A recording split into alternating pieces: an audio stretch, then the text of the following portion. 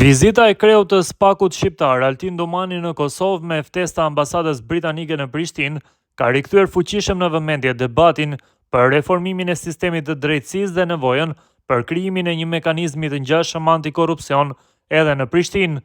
Përvoja e spakut në Shqipëri, sidomos në luftën ndaj korrupsionit të nivelit të lartë dhe krimit të organizuar, po shihet si model i mundshëm edhe për institucionet kosovare, në një kohë kur besimi i qytetarëve në drejtësi mbetet i ulët. Analisti politik Nexhat Aziri vlerëson se iniciativa e ambasadës britanike për të nxitur diskutimin rreth themelimit të një institucioni të ngjashëm me spakun në Kosovë është lajm i mirë dhe sinjal i qartë se nevoja për reformë në drejtësi është bërë urgjente. Iniciativa që edhe në Kosovë në një të ardhme shumë të afërt të themelohet një lloj spaku si ai në Shqipëri, nënkupton domosdoshmërinë për reformë të thellë në sistemin e drejtësisë kosovare, sidomos në luftën ndaj korrupsionit dhe krimit të organizuar, shprehet Aziri.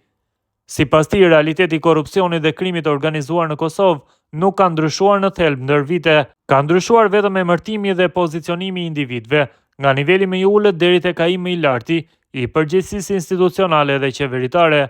Fenomeni mbetet i njëjtë dhe është i përhapur në pothuajse çdo hallkë shtetërore, thekson ai.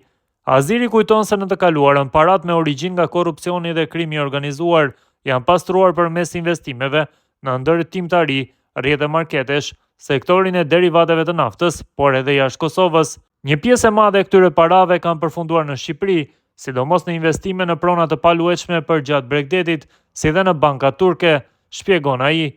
Sipas Azirit, sot format e pastrimit të parave kanë ndryshuar, por jo praktikat. Tani kemi forma të tjera të tentimit për pastrimin e paras ose mbajtjen e saj në mënyrë ilegale, e njohur si paraja nën jastëk. Investimet vazhdojnë në sektorin e ndërtimit dhe në pronat të paluajtshme, por streja kryesore e kësaj pasurie nuk është më Turqia, tashmë është Greqia, vlerëson analisti. Ai shton se nxjerrja e paras jashtë Kosovës, qoftë në Turqi, Greqi apo edhe në Shqipëri, lidhet drejt për drejt me individ të fuqishëm politik që mbajnë poste të larta shtetërore. Pronarët real të këtyre pasurive janë njerëz me ndikim të madh politik dhe institucional, thekson Aziri. Në këtë kontekst ai vlerëson se edhe partnerët ndërkombëtar të Kosovës e kanë parë si të domosdoshëm angazhimin për ta ndihmuar vendin në reformimin e drejtësisë. Krimi i organizuar dhe korrupsioni janë bërë fenomene endemike dhe gjithëpërfshirëse, prandaj kërkohet krijimi i një mekanizmi të besueshëm për luftën ndaj tyre dhe për konfiskimin e pasurisë së pajustifikuar, shprehet ai. Aziri sqaron se ardhja e Altin Domanit në Kosovë nuk nënkupton domosdoshmërisht që ai do të jetë në krye të një institucioni të tillë. Unë nuk pres që zoti Domani të udhëheqë një institucion të ngjashëm në Kosovë. Ardhja e tij ka për qëllim sjelljen e përvojës së tij si drejtues i spakut dhe modelin e funksionimit të këtij institucioni, i cili në Shqipëri ka lënë gjurmë konkrete në luftën ndaj krimit të organizuar dhe korrupsionit, thekson Aziri.